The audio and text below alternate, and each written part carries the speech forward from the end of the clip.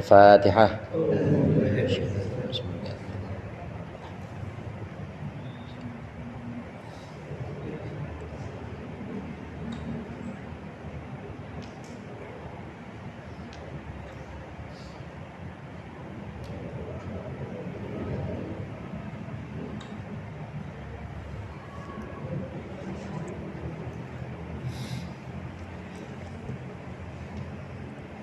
Bismillah, alhamdulillah, wassalatu wassalamu ala sayyidina Muhammadir Rasulillah wa ala alihi wa ashabihi wa man tabi'ahu wa la hawla wa la quwwata illa billah, amma ba'du. Segenap jamaah Syiratus Syafiyah dan MDS Majlis Zikir dan Selawat Jalul Ansor Kebayoran Lama, segenap para hadirin yang dirahmati Allah. Alhamdulillah, kita lanjutkan kembali pengajian kitab Syarah Hikam. Pembahasan kita yang terakhir kemarin yaitu tentang orang yang berakal, yang selalu memandang segala sesuatu itu dengan izin Allah. Jadi yang selalu dilihat, yang selalu disaksikan di situ adalah intervensi. Tahu intervensi? Campur tangan Allah di situ. Orang yang berakal, yang memang sempurna akalnya, itu pasti melihat bahwa segala sesuatu itu pasti Allah yang mengatur, dan di situ pasti ada tangan-tangan Allah lah istilah kiasannya. Sedangkan orang yang lalai itu selalu tidak melihat Allah di situ. Dia menganggap kalau ada keberhasilan itu karena kebisaan dia, karena kemampuan dia. Nanti sebaliknya, kalau ada musibah yang disalahin biasanya orang lain. Gara-gara lu nih, gara-gara lu ikut ngaji jadi kagak ada makan kan, misalnya gitu. Selalu yang disalahkan orang lain, selalu yang disalahkan bukan dirinya sendiri. Karena yang dilihat adalah makhluk dan makhluk. Dia melihat kalau ada satu nikmat keberhasilan, yang dilihat ya gua itu. Tapi kalau enggak, yang disalahin orang. Ya pokoknya yang dilihat selalu makhluk dan makhluk, tidak pernah melihat Allah. Itu orang-orang yang lalai. Jadi di sini yang terpenting adalah bagaimana kita menyadari, bagaimana kita mulai belajar bahwa segala sesuatu itu memang di situ Allah yang mengatur dan Allah yang menetapkan.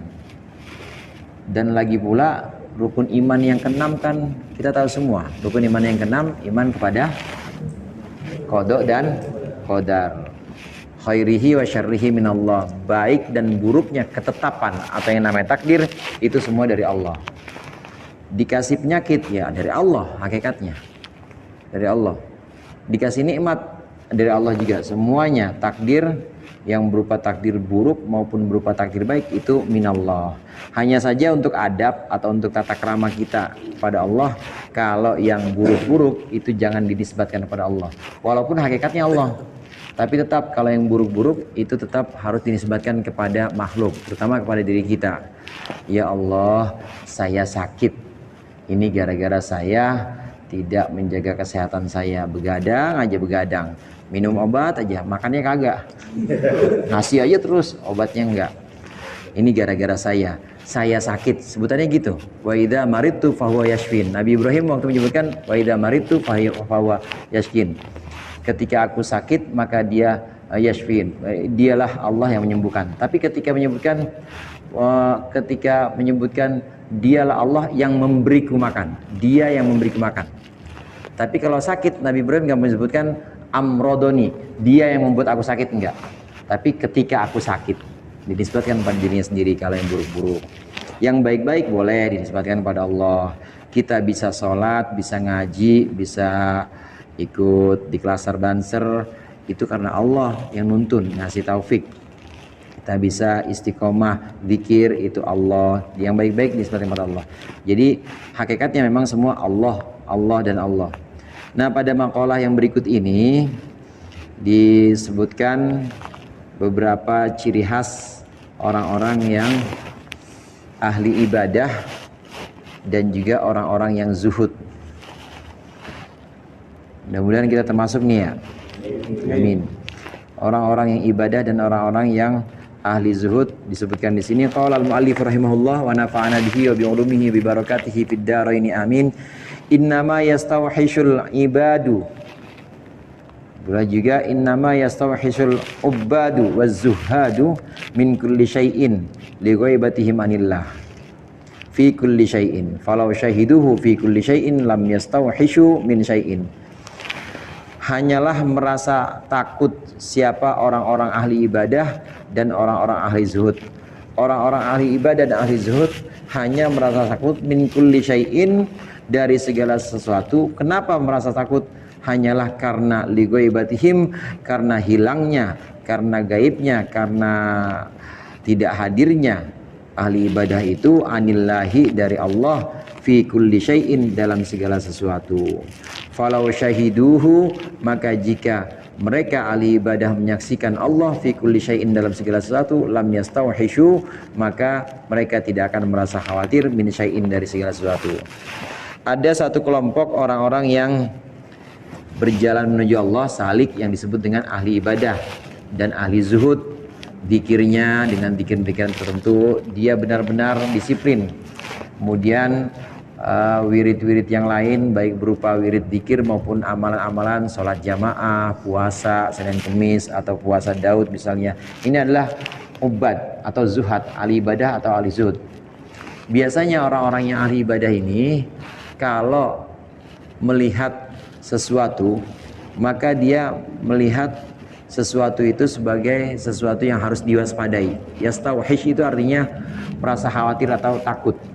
Ahli ibadah yang biasa melakukan ibadah atau wirid-wiridan tertentu, baik zikir atau amalan-amalan seperti sholat, dekat sekali dengan Allah, dekat sekali dengan ibadah, selalu melaksanakan ibadah. Ini biasanya kalau melihat sesuatu itu yang kira-kira bisa mengganggu ibadah dia sangat khawatir. Rajin sholat, rajin puasa, rajin zikir.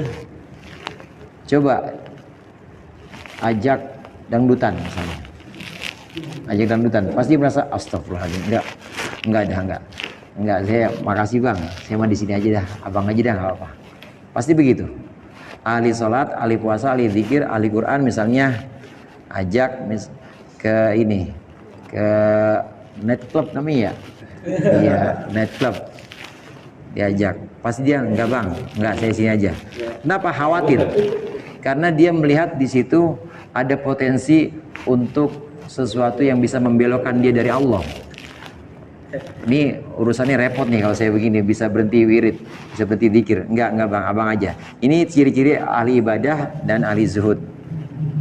Kira-kira yang di sini begitu semua ya? Amin.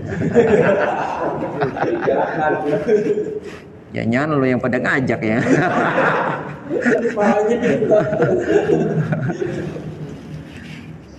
Nah, dijelaskan di sini al-ubad wa zuhad, ahli ibadah dan juga ahli zuhud, fi hujbihim an rabbihim, dalam keterhalangan mereka dari Tuhan mereka, linadhurihim linufusihim, karena mereka melihat diri mereka, wa mura'atan, dan karena wa mura'ata hifdhi hududihim, dan karena merawat atau memelihara jatah atau bagian-bagian mereka. Fahum yafirruna minal asya, maka mereka berlari dari segala sesuatu, wa yastawhishuna, dan merasa khawatir, merasa takut, minha, dari asya, dari segala sesuatu. Li'annaha, karena sungguhnya asya maujudatun fi nadhurihim, itu wujud dalam pandangan mereka. Wa zuhdu, dan bermula sikap zuhud fil mazhudi, dalam perkara atau dalam sesuatu yang dizuhudin, dalam sesuatu yang dibenci, itu syahidun, menyaksikan, lahu, kepada masyhud, bil wujudi, dengan wujud. Kama qala sayyidi Abul Hasan radhiyallahu taala anhu, sebagaimana yang dikatakan oleh Syekh Abdul Hasan Asyadzili radhiyallahu taala anhu, wallahi, demi Allah, laqad adzamtaha idza zahadta fiha. Laqad adzamtaha, sungguh engkau telah membesarkan, menganggap besar segala sesuatu, idza zahadta fiha, ketika engkau zuhud kepada sesuatu itu. Fahum yakhafuna minha, maka mereka takut, minha, dari segala sesuatu, takut antu awwiqu alaihim, bahwa sesuatu itu membelokkan atau menghalangi, alaihim, atas mereka, menghalangi aghrabahum, akan tujuan-tujuan mereka, wa tufawwituhum an maqasidihim, dan bisa meluputkan mereka dari maksud-maksud mereka, bimailihim, karena condongnya ahli ibadah tadi, ilaiha, kepada asya, kepada segala sesuatu. Waftitanihim, dan karena luputnya luputnya ubat ahli ibadah biha terhadap segala sesuatu. Kelompok yang pertama yang tadi kita sebutkan yaitu ahli ibadah atau ahli zuhud. Ahli ibadah atau ahli zuhud itu masih melihat dirinya sedang melakukan wirid, dirinya sedang melakukan ibadah, dirinya sedang melakukan satu sikap yang namanya zuhud, benci atau membagi jarak dengan dunia. Disuruh ikut ikut-ikutan atau ikut-ikut partai politik, enggak, saya nggak mau. Saya nggak mau di parpol, pokoknya saya ngaji aja. Disuruh ini enggak, saya nggak mau, pokoknya pengennya ibadah aja. Karena dia melihat dirinya, saya memang sedang ibadah dan saya punya maksud, saya punya tujuan tertentu. Kira-kira tujuan itu untuk keselamatan dan kesenangan si ahli ibadah ini atau bukan kira-kira? Untuk keselamatan dia atau bukan? Iya, pasti. Artinya memang ada haddun nafsi atau ada kepentingan. Dia pengen ibadah, dia pengen zikir karena menimbang keselamatan dia. Saya pengen selamat. Saya pengen selamat dunia akhirat, saya nggak mau ikut-ikutan selain ibadah. Saya nggak mau beralih ke apapun yang bisa kira-kira menghalangi saya dari ibadah. Orang ahli ibadah, orang ahli zuhud biasanya sangat hati-hati terhadap segala sesuatu. Terhadap tadi maksiat, dangdutan, night club, kemudian terhadap politik misalnya, benar-benar hati-hati karena menganggap bahwa segala sesuatu itu bisa menghalangi dia dari tujuannya. Tujuannya, hasilnya dia pengen selamat dunia, selamat akhirat. Jadi di situ masih ada aku melakukan dan aku harus punya hasil. Aku melakukan dan aku akan menuju ke hasil itu, mengambil hasil itu. Ada target di situ yang harus dipenuhi. Jadi di situ ahli ibadah dan ahli zuhud itu tidak melihat Allah. Bukan Allah yang ada, tapi dia tidak melihat Allah di situ. Dia terhalang. Terhalang dengan apa? Terhalang dengan betapa pentingnya tujuan dia. Betapa pentingnya dirinya dia. Saya harus ibadah, saya harus zuhud karena saya akan mencapai hasil ini, yaitu keselamatan. Enggak ngelihat Allah di situ. Enggak ngelihat Allah ada dalam sesuatu yang tadi disebut maksiat segala macam itu. Enggak melihat Allah di situ. Bukan Allahnya enggak ada, tapi karena terhalang. Karena yang lebih besar di hadapan dia itu adalah tujuan dia. Tujuan saya selamat. Maka kalau saya ikut maksiat, kalau saya ikut sesuatu yang kira-kira membelokkan saya dari ibadah, saya nggak akan selamat. Pokoknya saya pengen selamat, saya curiga, saya khawatir dengan sesuatu itu. Ini orang-orang ahli ibadah atau ahli zuhud. Dia tidak melihat ada Allah di situ. Emang ada Allah di night club? Ada. Emang ada Allah di dangdutan? Ada. Untuk orang-orang tertentu yang nanti akan kita bahas. Untuk orang-orang tertentu. Tapi kalau belum makomnya, kalau belum posisinya di situ, jangan coba-coba. Ya, jangan coba-coba. Oh, Allah ada di Blok M. Allah kayaknya ada di Mangga Besar ya.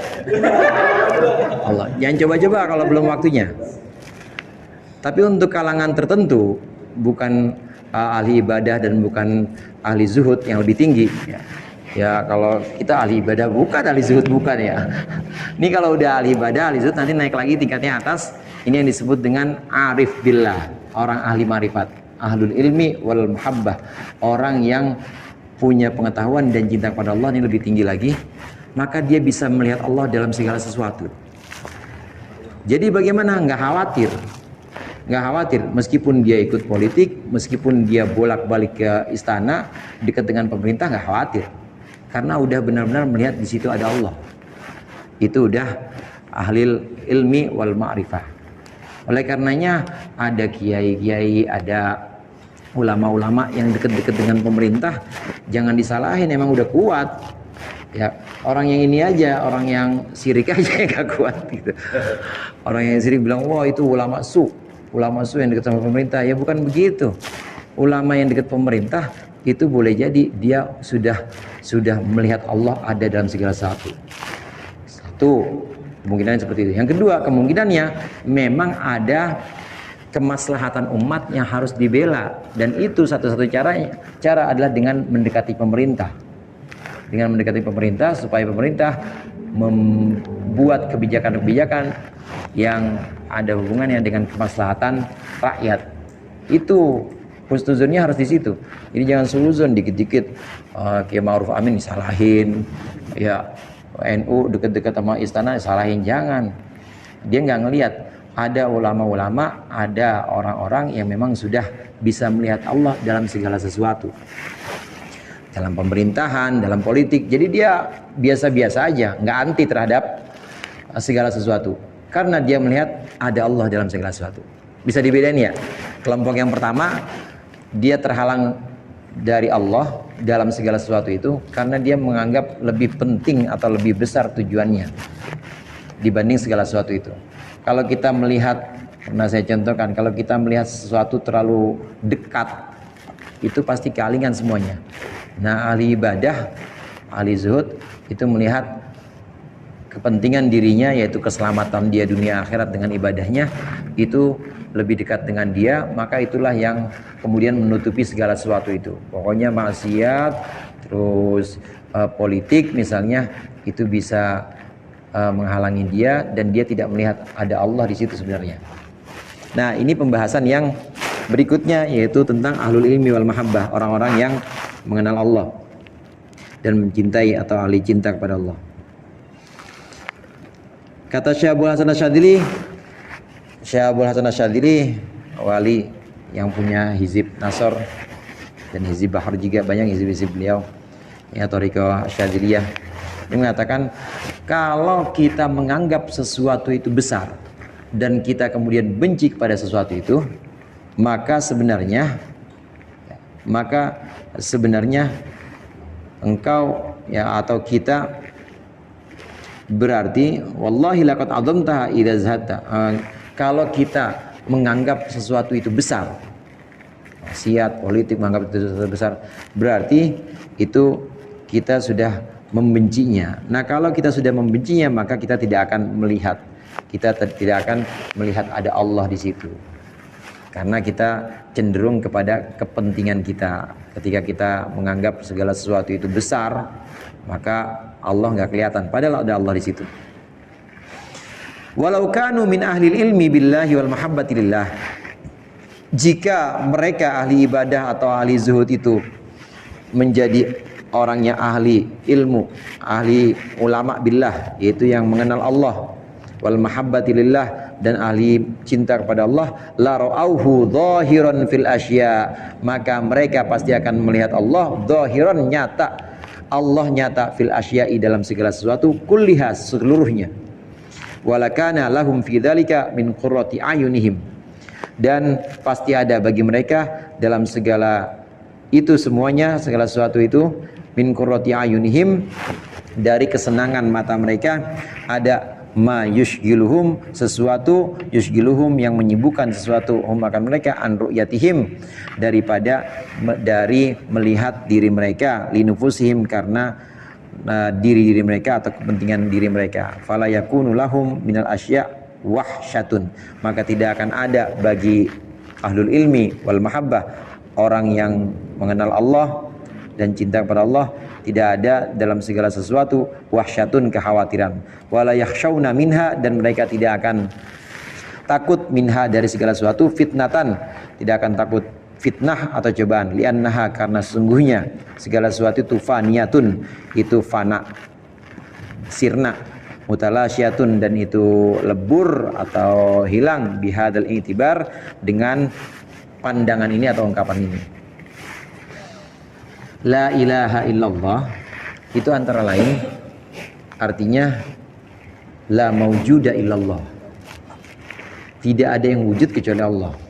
Orang-orang yang sudah ahlul ilmi billah, yang sudah mengenal Allah, yang sudah mencintai Allah, maka dia menganggap dirinya aja nggak ada, apalagi selain dirinya. Ya, sama halnya juga dengan selain dirinya, dia ya menganggap dirinya nggak ada, apalagi maksiat, apalagi dangdut, apalagi nightclub, apalagi politik itu nggak ada. Semuanya itu fana, semuanya fana. Jadi yang dia lihat itu apa? Allah, Allah, Allah, Allah. Yang dilihat semua Allah. Maka orang-orang yang sudah mengenal Allah ini tidak merasa khawatir dan tidak merasa takut kalau dia berada dalam segala hal, segala sesuatu.